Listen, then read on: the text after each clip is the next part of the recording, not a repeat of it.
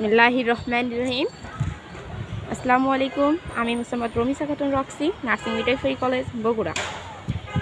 আমার হাতে দেখতে পাচ্ছেন একটি ব্যান্ডেজ। এই ব্যান্ডেজকে মূলত বলা হয় রোলার ব্যান্ডেজ। তো এই ব্যান্ডেজ মূলত করা হবে যে আমাদের হাতে যদি কোনো সময় এখান থেকে এই অবস্থানের মধ্যে যদি কোনোভাবে যদি কোনো ইনজুরি হয়, অর্থাৎ কোনো ক্ষত সৃষ্টি হয়, যদি ভেঙে যায় বা মচকে যায়, তখন আমরা এই ব্যান্ডেজটা করতে পারি। একে বলা হয় পাম ব্যান্ডেজ। এখন আমি দেখাবো এই পাম ব্যান্ডেজটা কীভাবে করা হয়। তো মূলত প্রথমেই ধরতে হবে পাম ব্যান্ডেজটাকে ডান হাতে ধরতে হবে এবং বাম হাতে এর বিগিনিং পার্টটাকে ধরতে হবে। প্রথম অংশ আমরা এইভাবে শুরু করতে পারি।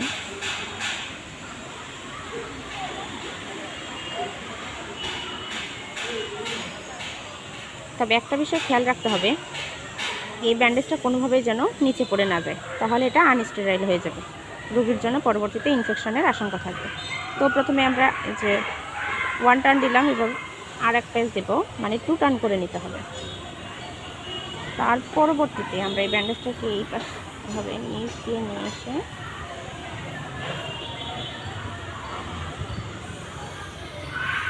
উপর অংশে র্যাপিং করে 2 টার্ন দেব। 1 টার্ন,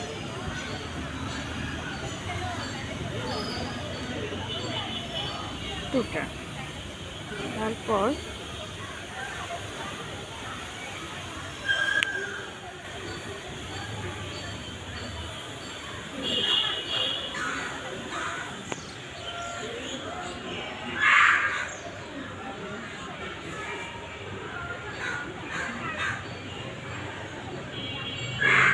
এভাবে আমরা র্যাপিং দেব।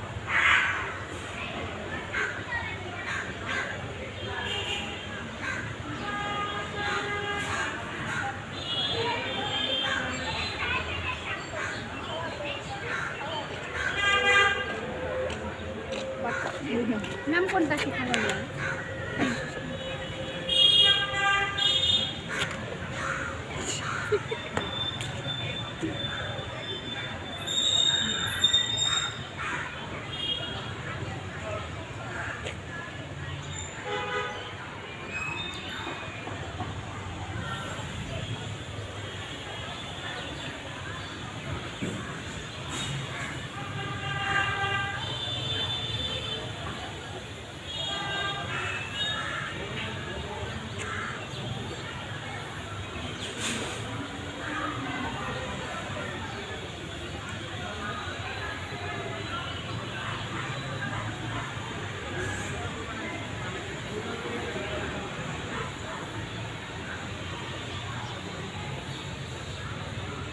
দেখতে পাচ্ছেন, এটা হচ্ছে ফাইনাল, অর্থাৎ প্রথম অংশ যেটা উপরিভাগ, সেই পার্টটা হবে এরকম এবং অপোজিট পার্ট সেটা হবে এরকম।